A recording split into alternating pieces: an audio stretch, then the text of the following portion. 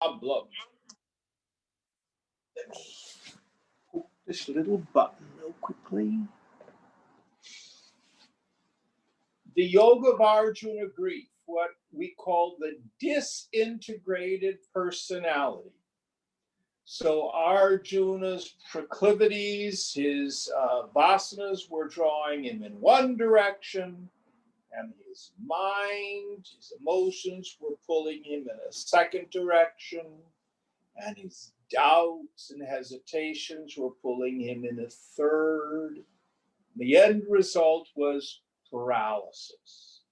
He was confused as to his duty. What should I do? Sound familiar? Basic problem. Chapter 2, what I call the table of contents chapter, where Krishna goes through all of the major ideas that he's going to cover with brief brushstrokes. Then in chapters 3, 4, and 5, we deal with the problem of our extroverted minds, that our minds are still drawn into the world. I want to do this, and I want to accomplish that. I want this job, and I want that relationship, and this house, and all this stuff. There's nothing wrong with that. But what Gita says, when we're at that stage of our unfoldment, where our minds are extroverted into the world, we need to approach that activity in a scientific way, a spiritually scientific way. So we had the whole teaching on karma yoga, 5 elements. Act vigorously in the world. How? According to our swadharma, our inherently proclivities. In the yajna spirit, the spirit of selfless sacrifice, serve the society, serve something larger than your own ego sense. Renouncing our attachment. Man, shut your bitch ass up, nigga. Nobody asked you how to bitch ass thing. Did you take care of that, Deepa? Yes, I did. Thank you, dear. So acting in the world, renouncing our attachment to the fruits of action. Thy right is to work alone, never to its fruits. The most subtle one are renunciation of our identification with the sense of agency. Who or what is doing the doing? It is guna and karma, the qualities of mind and the force of the past as it interacts with the society. I am ever the uninvolved witness. We do this for a period of time. We reduce the vasana pressure, which makes the mind more and more subtle, makes it more conducive to the deeper flights of meditation. Then in chapter 6, we had how to meditate. What is the purpose of it? How to do it? What is the goal? Then starting in chapter 7, we are addressing 3 fundamental questions. The first, who am I? What is my essential nature? 2, what is this world? How has it come about? The third question. So in chapter 7, Krishna started off with the idea, I am the essence in everyone and everything. All this is strung on me like gems or pearls on a thread, Mani Sutre. Oh, that's very cool. Krishna is in all of us, in you, the dogs and the frogs and the worms and the germs. Everything is enlivened by consciousness.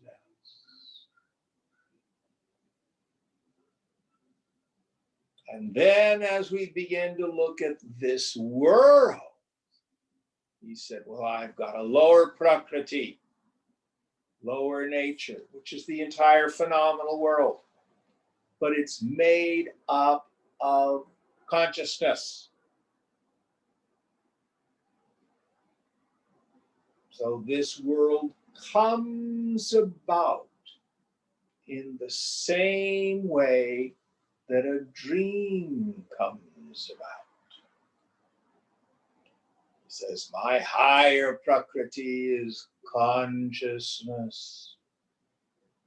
And this lower prakriti, the phenomenal world, it's not different from me.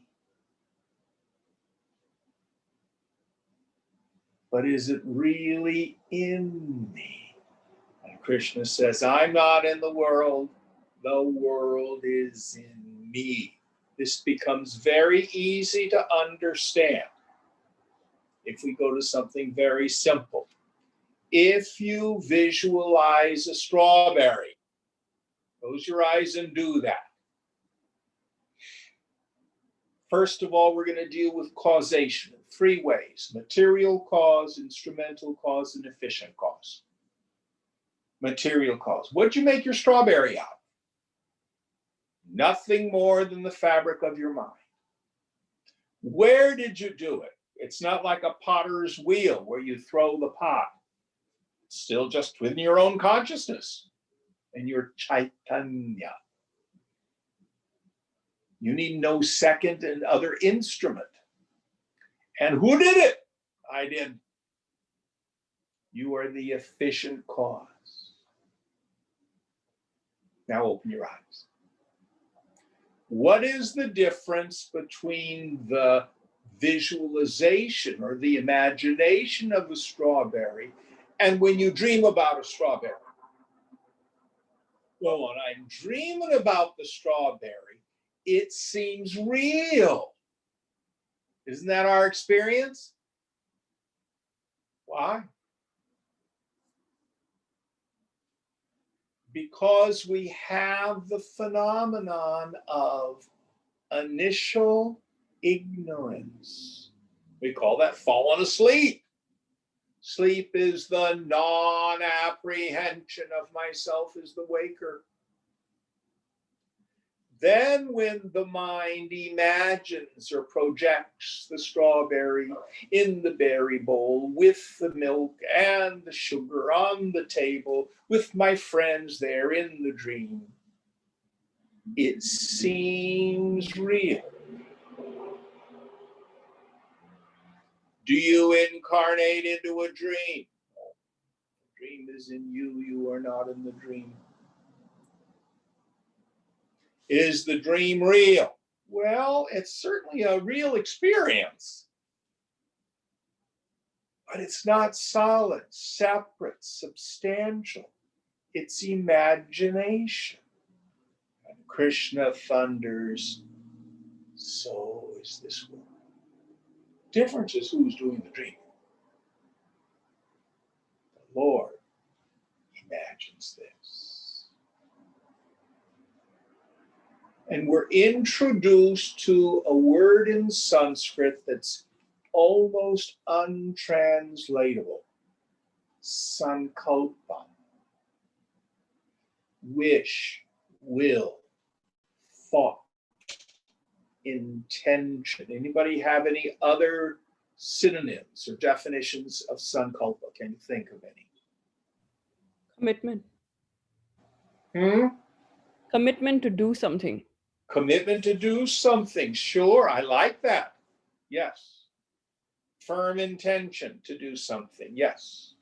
All of this is ways to get the taste of this word sankalpa. Sankalpa is the word the scriptures use to describe what happens in consciousness how Brahman, universal consciousness, by its own Maya Shakti, forks into subject-object, and out of it, through its sankalpa, comes the whole universe. Now, you and I individually, as it were, participate in this process. God doesn't create the world at us and to us, but as us and through us. So my experience of the world comes about because of my sankalpa. For most of us, developed unconsciously, in ignorance, and certainly conflicted and contradicted. And of course, the greatest paradox, if your sankalpa is, my thoughts are not creative, my thoughts don't count, my thoughts are just thoughts which I have as a reaction to the world, then the Lord goes, yes. And I experience myself as impotent and a victim of circumstance.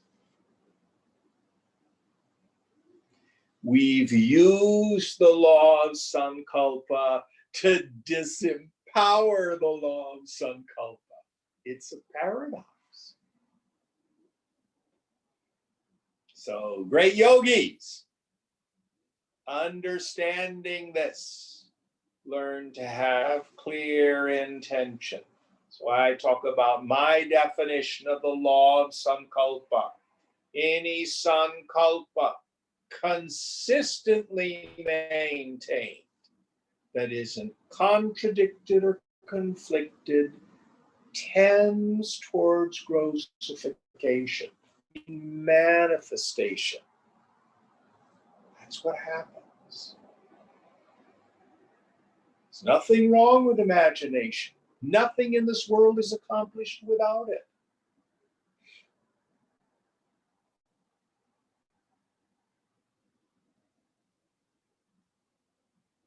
As above, so below, as the Chinese proverb says. So we understand that this understanding of the law of sankalpa has enormous practical applications in the world.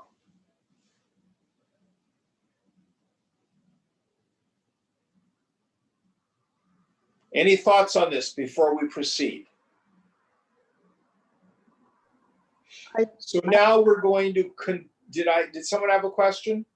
Yeah, Jim, I didn't understand. How does the law of Sankalpa disempower the law of Sankalpa? So if your sankalpa as a yogi is,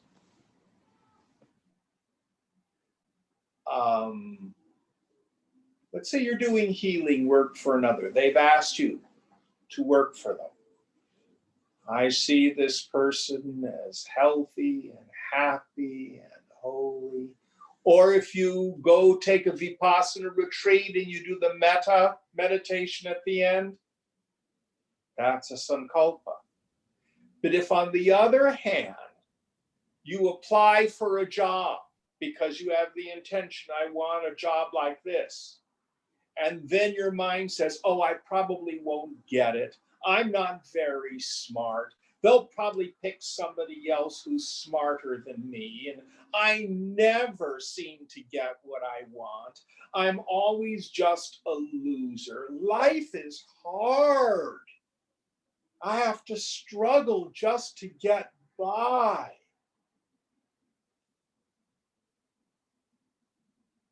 Do you see what the sankalpa is that you're creating? Got it. So playing victim basically disempowers us. All sorts of thoughts disempower us. But the root of it is spiritual ignorance. The root of it is I don't understand What is this world and how has it come about? Those questions 2 and 3. I think the world is separate from me. I think the world has inherent joy-giving or misery-producing qualities. I think I'm a hapless victim. I think my mind has no power. So I can stay at home and spend 4 hours in the morning reviewing my misery and think that that doesn't matter. I wonder why I'm depressed.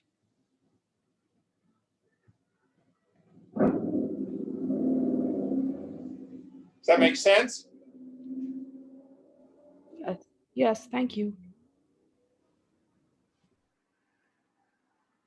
Now, we'll get into this more. I don't want to spend a whole lot of time on this particular dimension of the teaching. Just be aware that it's there and it's part of yoga. It's part of yoga. It's what Swamiji would call the art of man-making, or the art of building this thing called a human being. It's the greatest of art forms. What else do we have to do in our 75, 80 years in life? We create, we manifest this thing called the human character. And it's very much like a song. What happens when the song's over? Gone. It's beautiful while it lasted, but gone. It's not like a painting, which is all there for generations. Nope. Your life, my life, it's like a song or a dance. And when it's over, gone. So enjoy the process. What will be your contribution? Your piece of the great symphony of life? Are you the second violinist playing your part? Are you the solo oboist? Who knows what your part is? But play it well. That's exactly what Arjuna does. Goes off and fights, plays his part in the great symphony of life. All right, let's start the 8th chapter. Help us out, please, Deepa. Sure.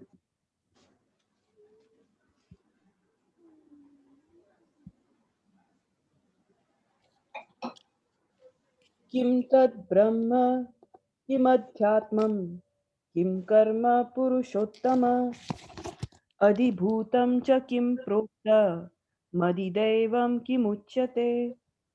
Arjuna said, what is Brahman? What is the Adhyatma? What is action? O best among men, what is declared to be the Adibhuta? And what is Adidaiva said to be? Okay, so we have these technical words, Adidaivika or Adidaiva, Adibhuta. What was the third one we had in the last verse of chapter 7? So Adhyatma, Adibhuta, Adidaiva. Yes.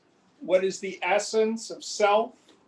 What is the essence of the devas? What is the essence of the elements? Adi Yajna in the previous one. In chapter 7, we had Adi Yajna. The essence of knowledge. The essence of knowledge then. So that was kind of the liminal verse. So now in this verse, Arjuna in essence re-asks the question slightly differently. So he asks, what's Brahman? Ultimate reality. And I think the second one was Daivika. Adhyatma. Adhyatma? The essence of this is in chapter 8, right? Yes. The essence of the self.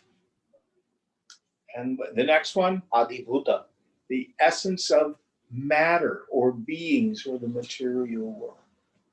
So this is the question that he's putting forward that.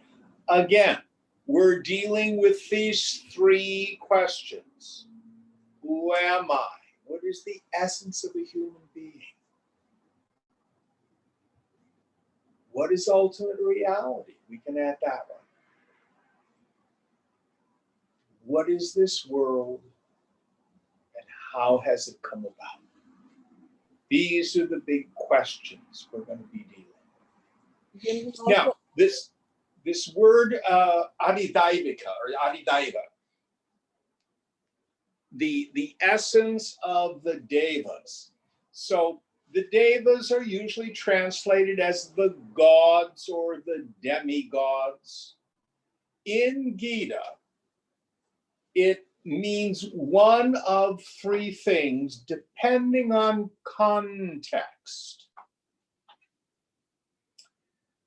In chapters 3, 4, and 5, we talked about them being the presiding principles over a field of human endeavor. Here we're going to talk a bit about the devas being sense perception and the presiding principles over the forces of nature.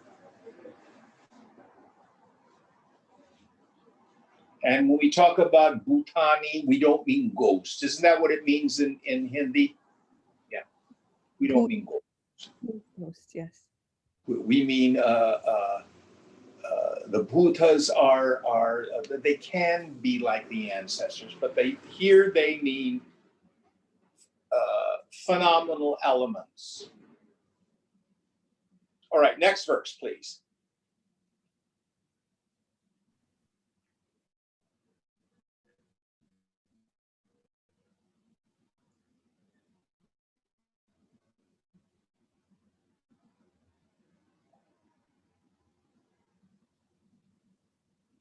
You're muted, dear. Sorry, I just chanted the whole verse. Okay, once again. Adi yajna katham kotra tehesmin madhusudana prayana kale chak katham ye yosi niyatatmabhi. Who and how is Adi Yajna here in this body, O destroyer of Madhu? And how, at the time of death, are you to be known by the self-controlled? So what is the essence of knowledge here? And what is the disposition of a person when they die? And how am I to go and to know Krishna? So this is perhaps the greatest of all the philosophical questions. And of course, the scripture that draws this to us so vividly is Kathopanishad. So when Nachiketas finally gets to see Lord Yama and asks the great question, he says, when a man dies, a person dies, is he or isn't he?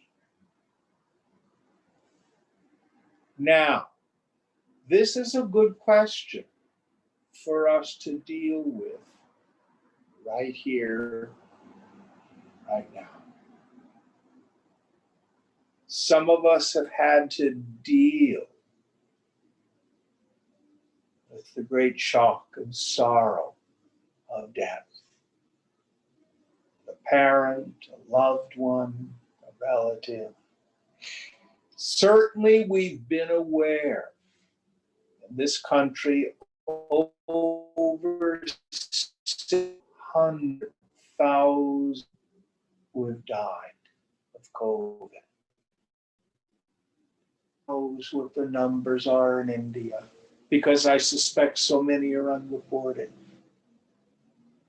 COVID aside, just on the news last night, 6 people shot right on the other side of Lake Merritt. 1 person died. There was that terrible multi-vehicle car crash, I think it was in Alabama, where 8 children were killed. A camp counselor on the bus that crashed lost 2 of her own children. Another car, a daddy and his 9-month-old baby killed.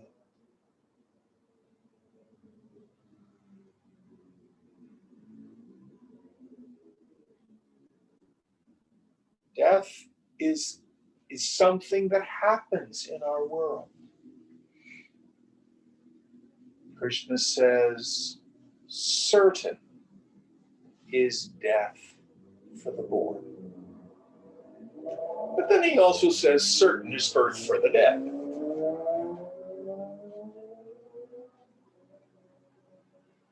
But how should we approach this event in our lives, this great mystery, this great adventure?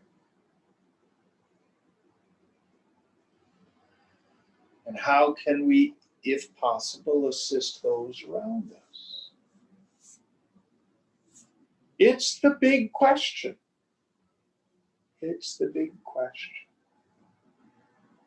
Some of you out there in Zoom land or here are youngsters.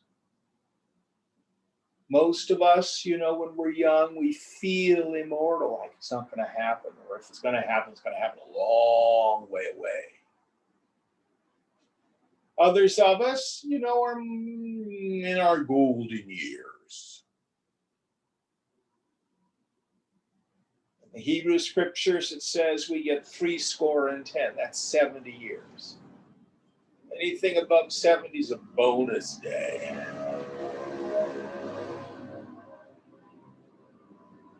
Who's to say? Who's to say? So in chapter 8, we're also going to take a look at this very profound question. Next verse.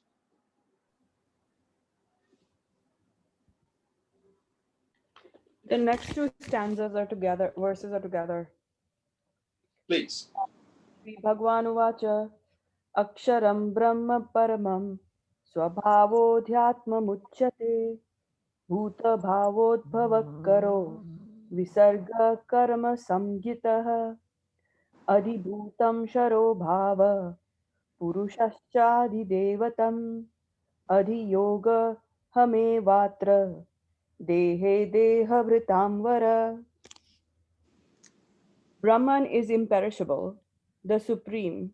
His essential nature is called self-knowledge, the creative force that causes beings to spring forth into manifestation is called work. Adi Bhuta or elements constitutes my perishable nature, and the indweller or the essence is the Adi Devata. I alone am the Adi Yajna here, in this body, O best of the embodied. And is this Adi Yajna, does he mean sacrifice or does he mean knowledge there? Is it yajna or is it jnana?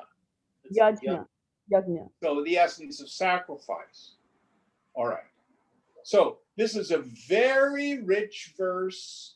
So let's pull it apart idea by idea. So we have here at the beginning the essence of what is the nature of ultimate reality. So share the first idea with us again, please, Deepa. Brahman is imperishable, the supreme. Yes. So in our Vedanta literature, we have from each one of the Vedas 4 great utterances. We call them the Mahavakyas, that describe the nature of Brahman. Brahman is the word, it's a neuter noun, so we don't have to worry about plumbing. But is Brahman a god in the sky with arms and legs? So the first of these Mahavakyas is Prajnanam Brahma. Brahman is consciousness.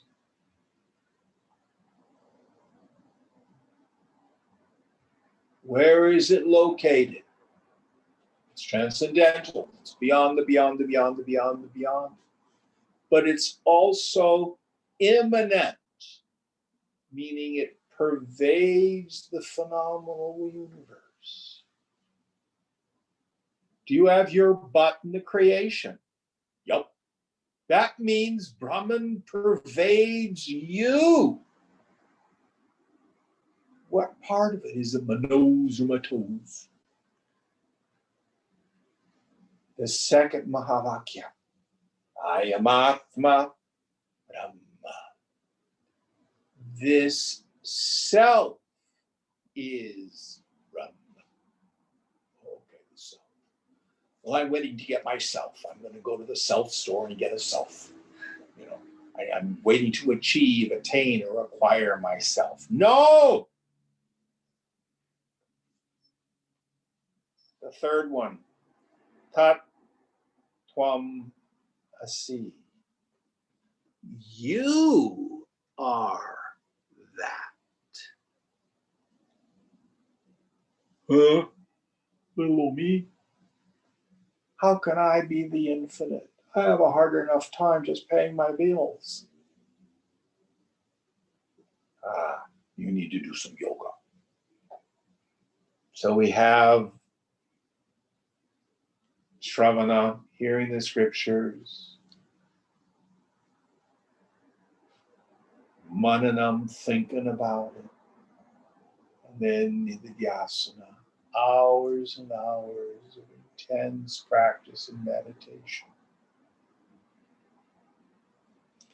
And at the end of that process, at an auspicious moment, when the last thought is thoughted, before the next thought has thought, we come to see, oh, Aham Brahmasmi. I am that Brahman. That's what I've always been. It's imperishable. It is birthless. It is changeless. It is deathless. It is without taint. It is without form. Yet it is my very experience of I. Next idea, really important. Whose nature is self-knowledge, I think. His essential nature is self-knowledge. Yes. What is the instrument for knowing the self? To know the sound of the traffic, the instrument's hearing. To know the water glass on the table, the instrument is seeing. To know my feelings and judgments, the instrument is manas, mind.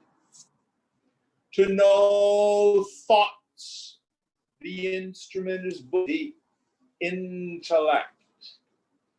What is the instrument for knowing the self? The self is its own means of knowledge. How do you know that you are you? You do not see, hear, taste, touch, or smell yourself. You do not emote yourself. You don't think yourself. Oh, then I must not exist. Well, to whom did that thought occur? Me. Aren't you you? Yeah. How do you know you are you? I don't know. I just know it. Yup. The self is Swayambhu, self-evident, self-revealing. Swayam Jyoti, self-effulgent, self-luminous. Great cosmic joke always you've known that knowledge. Always. When have you ever not been you? The problem is, I attribute to myself the qualities of the not self. I get confused. Basically, I think I'm my body. When in fact, the body is an object of perception.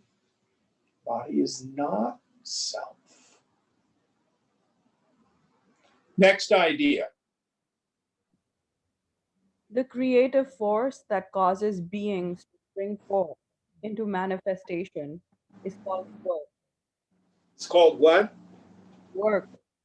Work. So, what is it that brings everything into being? Action or work. How did your body come into being? It was the work that your mommy and daddy did in bed.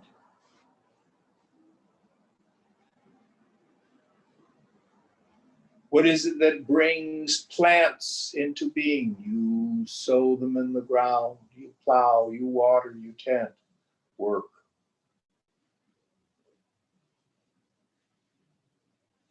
At the office, if you have a project that you need to accomplish, you're building some program. How do you do it? Work.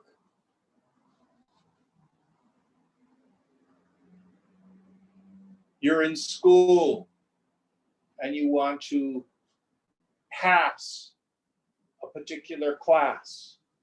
How do you do it? Work. So all of the stuff, the things of this world come about as the result of karma. Karma is a very neutral word. All it means is action.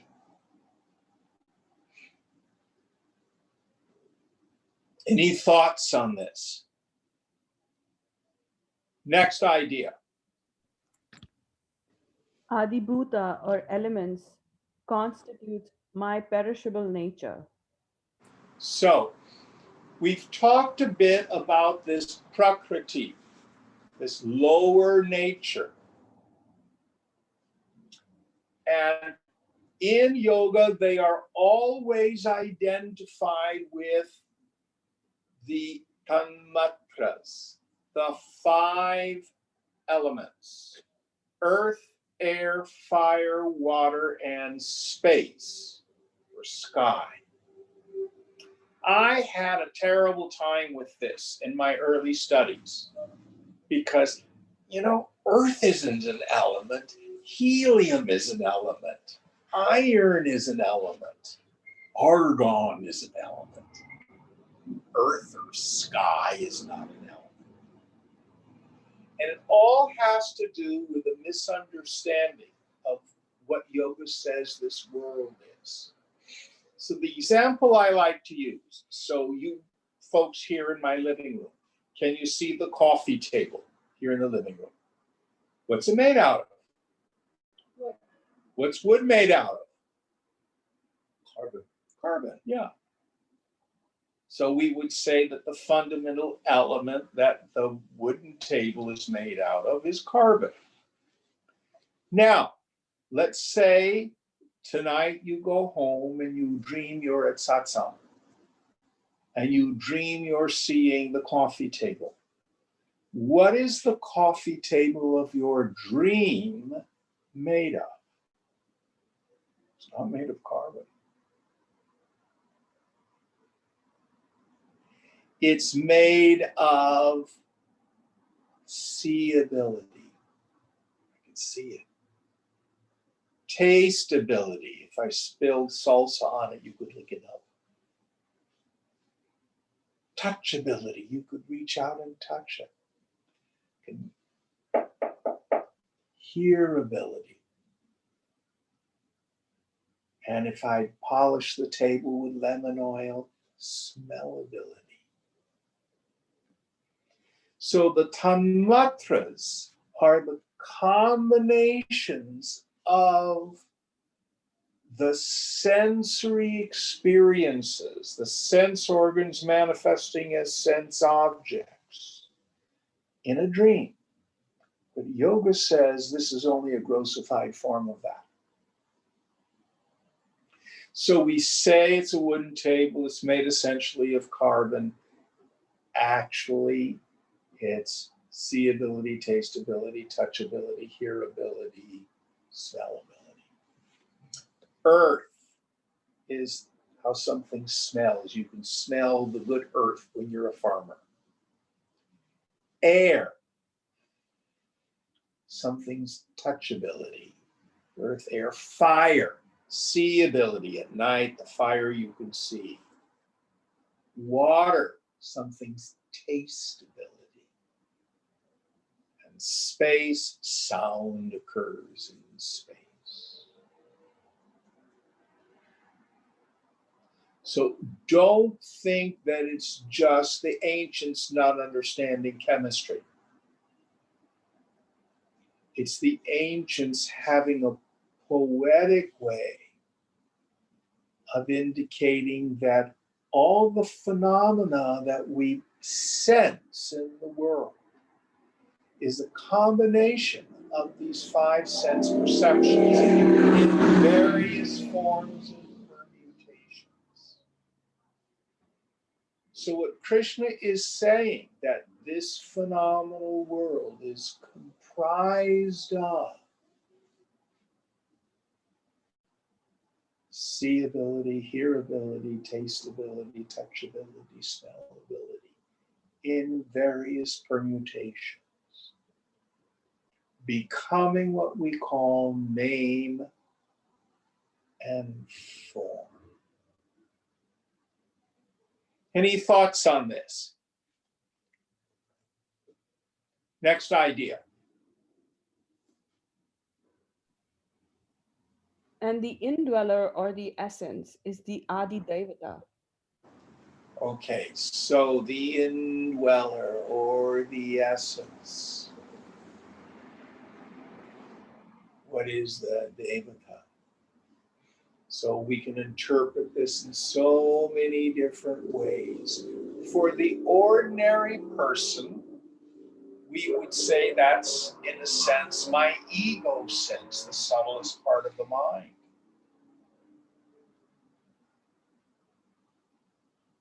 The minister who executes everything. I go to the store, I drive up from San Jose, I make a phone call, I go to work. What's the I that's doing that? The agent.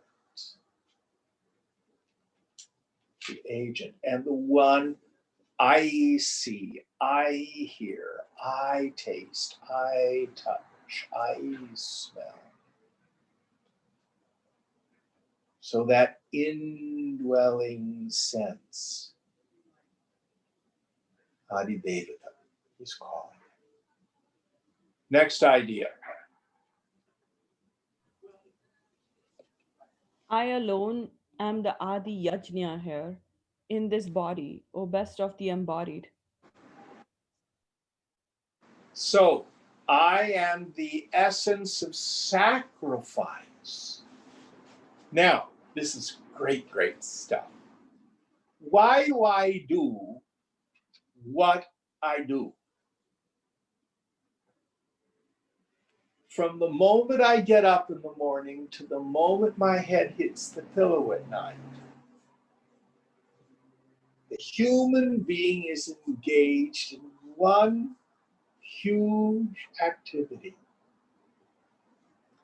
Gaining the good as I understand the good, and avoiding unhappiness as I understand that. I'm doing everything, though, for the sake of myself.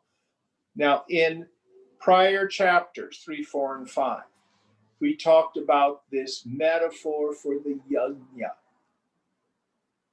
how it's the sacrificial fire, and it's like the mind, and you throw the ghee on it and the various oblations, and the priest is doing that.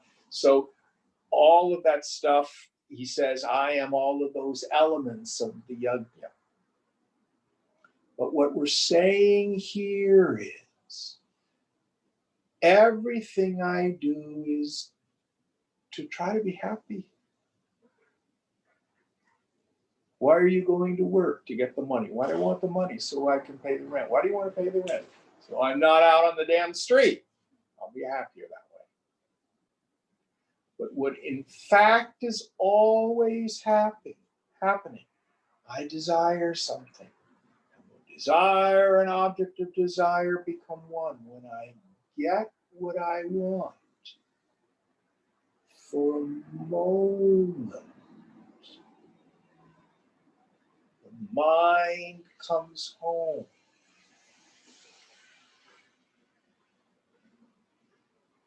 Technical term for this state is the Anandamaya Kosha, the bliss sheath. It's a kiss of the bliss of my true nature. So I go eat ice cream. How am I going to feel when I eat ice cream? Happy. That's the taste of myself.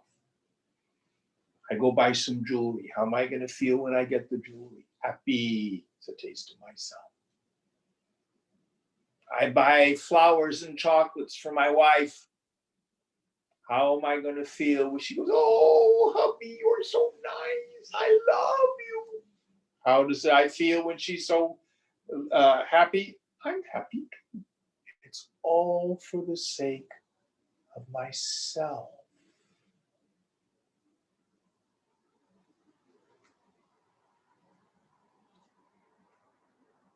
Even when I make sacrifices and I'm a martyr for something. Oh, I have a duty to do. I need to take care of a sister or a parent or something like that. I don't like it, but I'm going to do it because it's my duty. How will I feel if I act righteously? I'll feel happy about myself. Even that is for the sake of myself. Everybody, under all circumstances, is worshiping me, Krishna says in this last chapter. They just don't know it. So here he's giving us the same idea.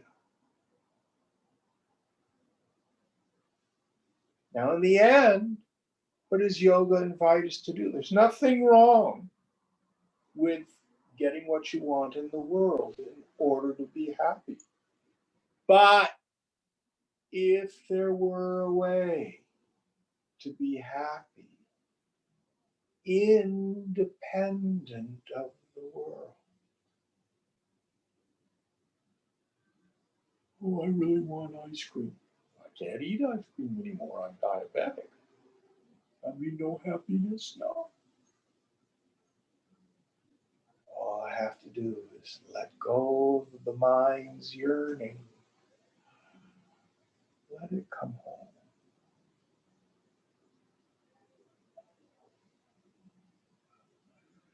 Ice cream, no ice cream, in the end, it's fine.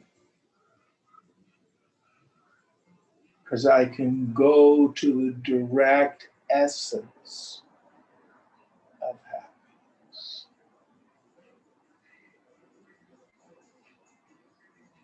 All this is implied when he says, I am the Adiyagya, the essence of the sacrifice.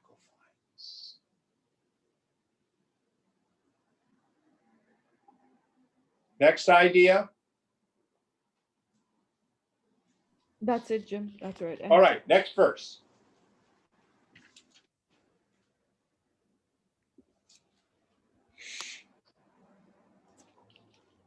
Antakale cha mameva maranmukva kalevaram ya prayati samadbhavam yati nastyatra samshayah. And whosoever, leaving the body, goes forth remembering me alone at the time of his death, he attains my being. There is no doubt about this. So this is a very famous verse. So if at the moment of death, our mind is on Krishna, we're freed. Okay, Jim, what if I've been chanting Hare Krishna for years and years and years? There I am on my deathbed. And a good-looking nurse comes in and I go, ugh, am I doomed?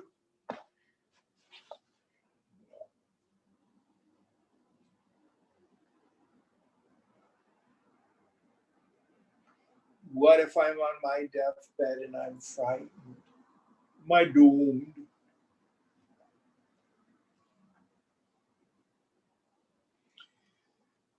This moment of death about which Krishna is talking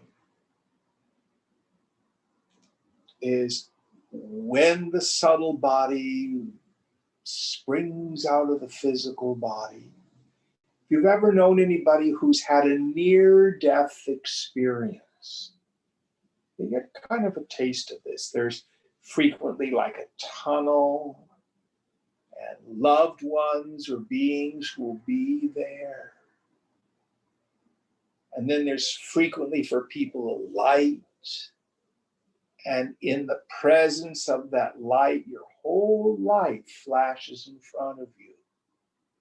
And there's, as it were, a judgment, not condemnation, but for you to see what was important and what was superfluous.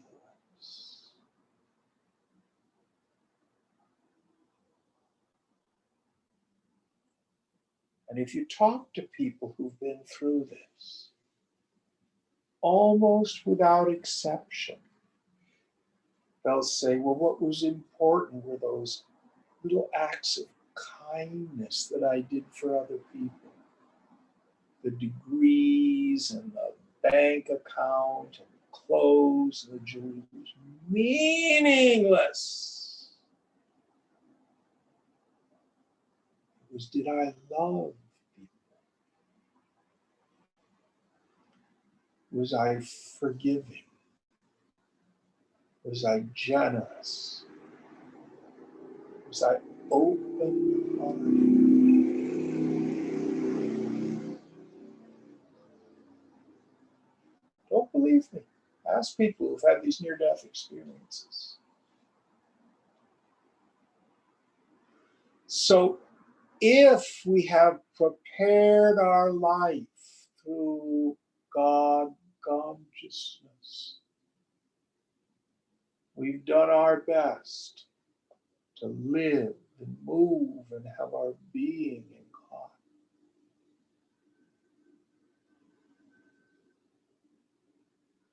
When that moment comes,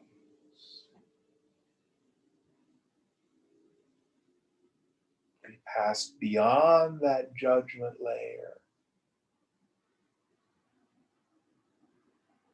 and are one with the infinite. The personality dissolves.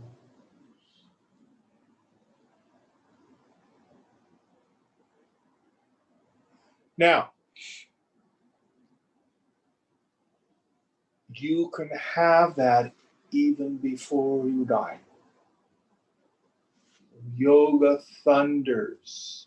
Don't wait till after you die. Strive hard to be Jivan Mukta, liberated in this very body.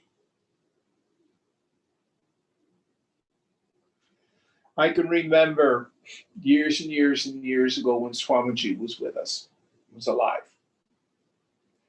And he would talk about how in many families, after the person has died, they call the priest, the pujari, who comes and will frequently chant Gita verses. Have any of you had that take place in your home?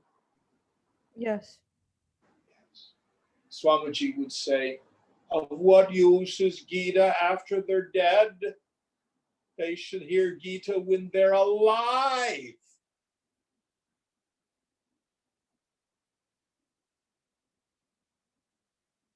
You can't cram for finals.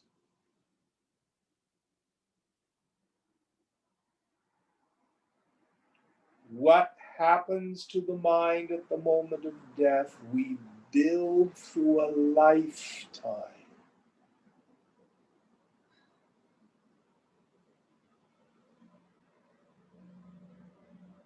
Whatever you pay attention to, you're going to think about. Whatever you pay attention to repeatedly, you will think about repeatedly. Repeated thought becomes habituated thought.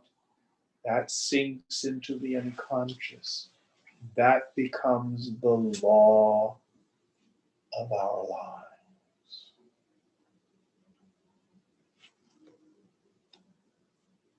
So we're not talking here about making sure there's somebody chanting Gita right when you die, or some other scripture. Listen very, very carefully here. Funerary rites are for the living, not for the dead. By the time they're dead, they're on the other side. They're in God's hands doing whatever their karma has set them to do. All the rituals that happen after the person dies are to help with the grief of those of us who are still here. Any thoughts on that?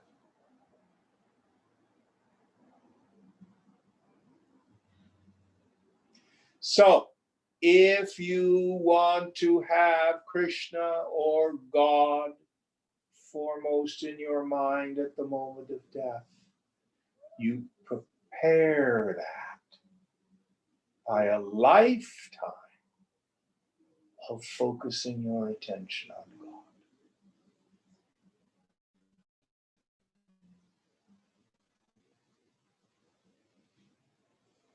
Now, there's one exception to this.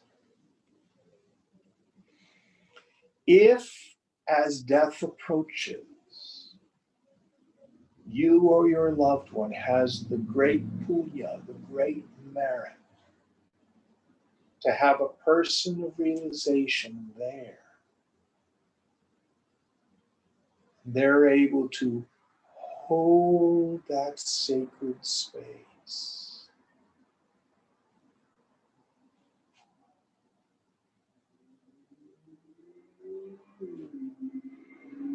I can make a difference.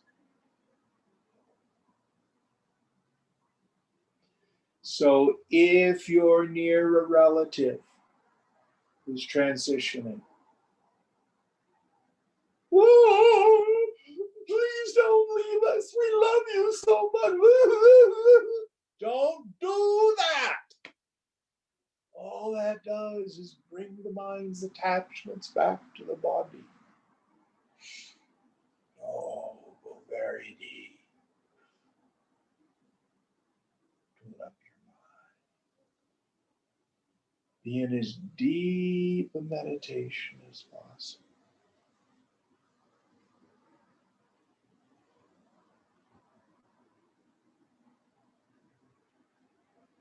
And you create the most auspicious environment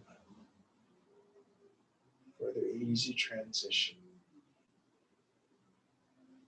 Any thoughts on this?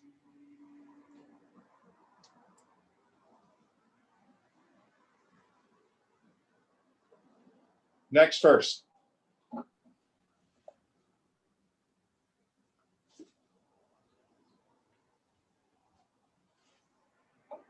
यं यं वापि स्मरन् भावं यजत्यन्ते कलेवरं तं तमेवैति कौन्तेय सदा तद्भावभावितः. Whosoever at the end, leaves the body, thinking of any being. To that being only he goes, O Konteya, because of his constant thought of that being. So, what is the physical body? The physical body is an instrument, it's a vehicle to experience our desires. It's a vehicle. So here we are in Oakland. If you want to travel to Hawaii, you can take a boat or you can take a plane. You can't take a train. Ashwini lives in San Jose. If you want to get to San Jose, you can take a train, you can take the BART, you can take a motorcycle, you can take a car. I don't think you can take a canoe. Wrong vehicle. So the body that you have is the perfect vehicle which you've been impelled to mock up in order to garner the experiences that you thought would make you happy. And ultimately, fundamentally, the body is an instrument for the realization of the self. That's ultimately what we should use it for. So what happens? We build our future lives with two, how do I put this? Two phenomena.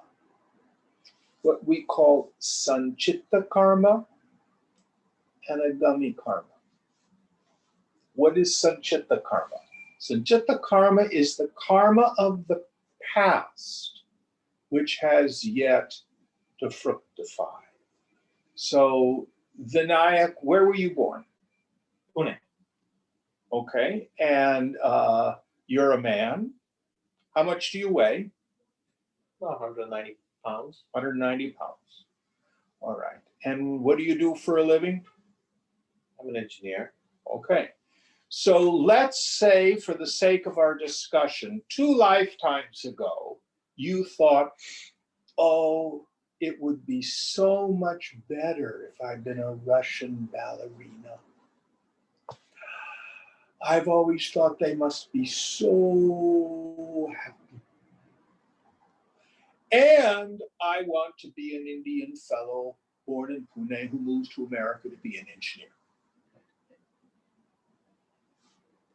So guess what happens? The stronger impression becomes what impels you into the perfect body. But if you've got that Russian ballerina desire that has yet to fructify, that's called sanchitta karma. Waiting there for a future life. So here you are in this life. And you're engineer, Indian fellow, living in the US. Let's say, just for the sake of conversation, that you're at a point where you struggle with keeping your waistline down. I do. And if you had the idea, God, if I were a Japanese sumo wrestler, I'd never have to worry about what I eat. I could weigh 400 pounds and still be a success. So that's a desire that you develop in this life for the future. That's a agami karma. So these are the pressures. When we leave this body, we go to a particular loka. We don't know which one, depending on what your karma is. You kind of finish all the business of this life, and then you're compelled into another incarnation based on your desires. There's a wonderful story in Yoga Vasishta. We were talking about that, how are we doing on time?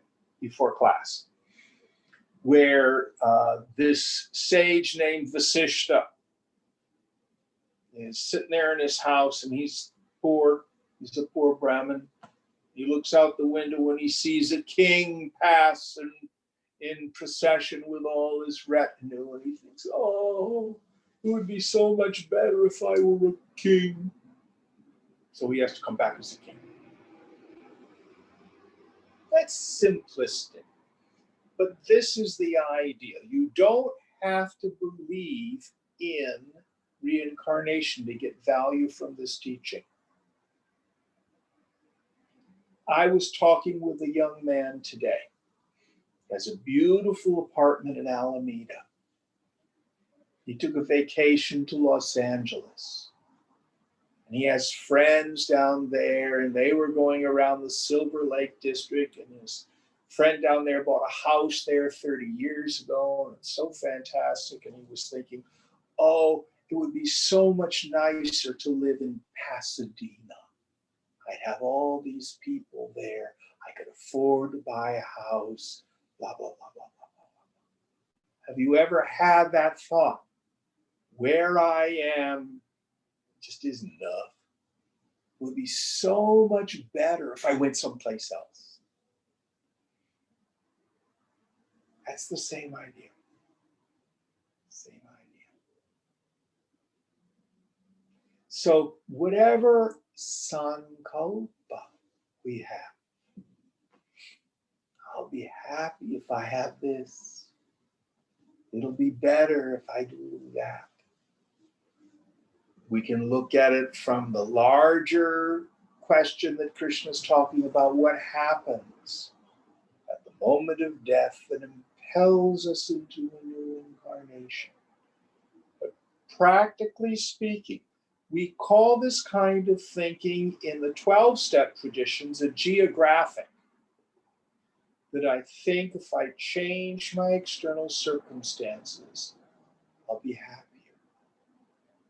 Not realizing we take the mind with us. Real problem is always attachment, expectation, longing, identification, all those tendencies rooted in spiritual. Did we finish all the ideas in this verse, Deepa? I think so, yes. Yes. All right. It's 8 o'clock, so A question. please. Yeah, what if one doesn't have a desire at the end of life? Your voice is breaking. I'm sorry. What if you don't have a desire at the end of life? Well, we're going to discuss that in the next couple verses. Okay. So stay tuned All right. next week. Thank you, Jim. Same bat time, same bat channel. Cool. Excellent question. Who is that who asked that? Is that Peter? Yes, please. Yes. Mm-hmm. Yes. Okay. So you see that the person who is free from longing, the cause for incarnation is gone.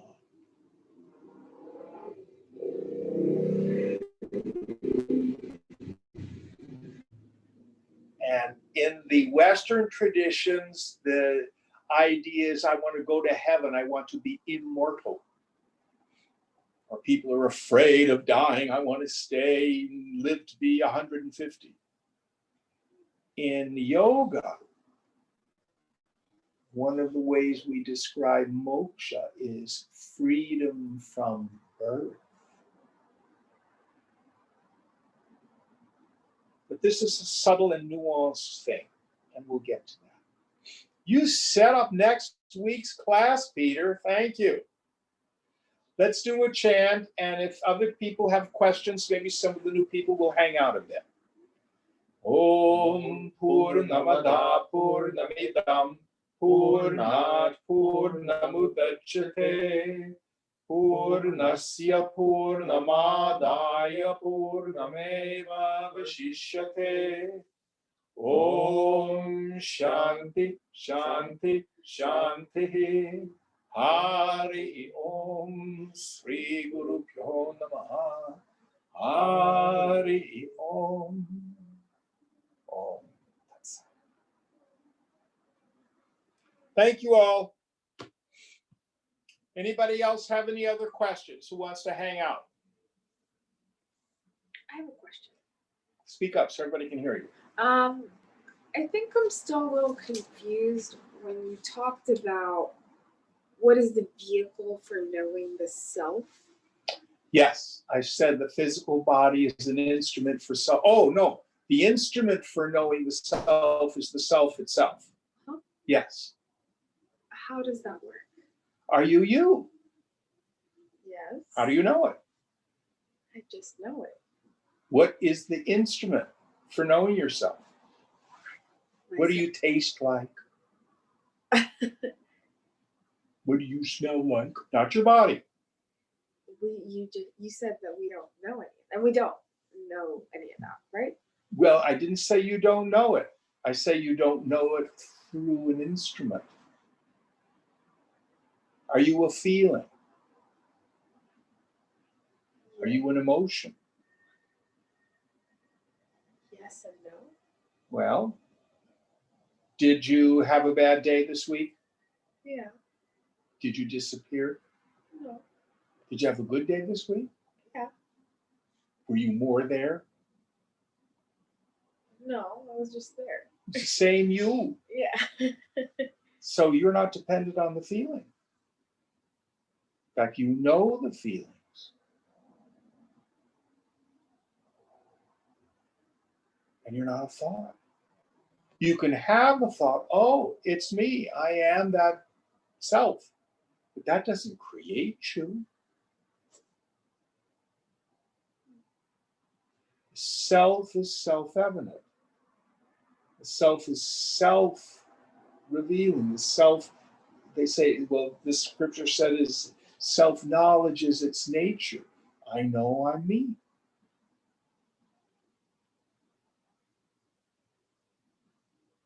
So that's a fascinating question. What you do is in your meditation when your mind is quiet, keep looking within. See if you can answer that question. How do I know I'm me? Excellent, excellent practice. Just making it a little clearer? Can you attribute it to external things, or is it more so emotions, feelings? I know you just said it's not, but can you say, well, Ashwini does this, so that's Ashwini, that's the self? Is it? I would think so. Okay, what is it that Ashwini does and that's you? Ashwini likes to braid her hair. Is your hair braided right now? Yes. Are you braiding your hair right now? No. Okay, so did you disappear because you're not braiding your hair? No. After you wash your hair and it's all combed out, have you disappeared? No. So you were not dependent on hair braids. I see. Okay. See? So it's more so, what are you What is dependent? essentially you? What are you dependent on? What is undeniably you that is not at all dependent on a circumstance or a situation, or a feeling? What you find is it's like you're the flashlight that can shine on this or that or everything, but the flashlight doesn't see itself. See? Or we can use the eyeballs.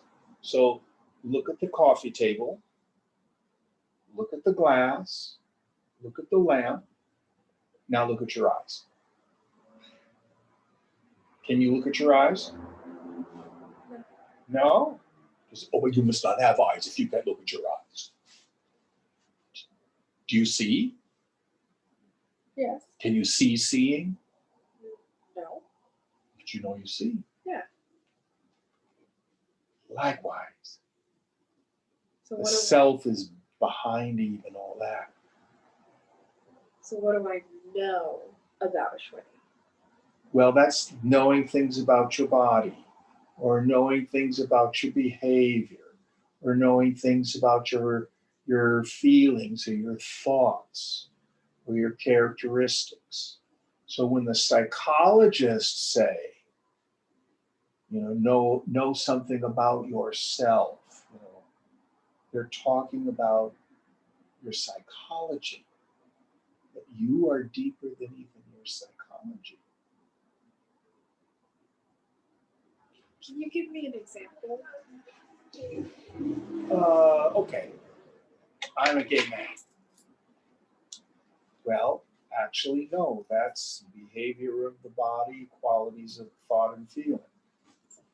I'm deeper than that. I'm the awareness that illuminates that. Does that make sense? That's not who I am. That's a description of behavior. That's a description of psychology. So what would be an example of who There is no example. It's absolutely without qualities. Yourself has no qualities. So then what's the point of exploring them? To find out who you're not, largely. Because the problems come when I attribute to myself the qualities of the not-self. So, for example, if you're identified with braiding your hair, and just hypothetically, let's say you have a cancer scare, you have to take chemo, your hair falls out. Ashwini doesn't disappear just because her hair is gone. Yeah, but do you feel like you're horrible or ugly because your hair fell out? No. Is your identity wrapped up with something like that? No, I'm still Ashwini. Yeah. Okay. It's making a little more sense. Any questions out there in Zoom land?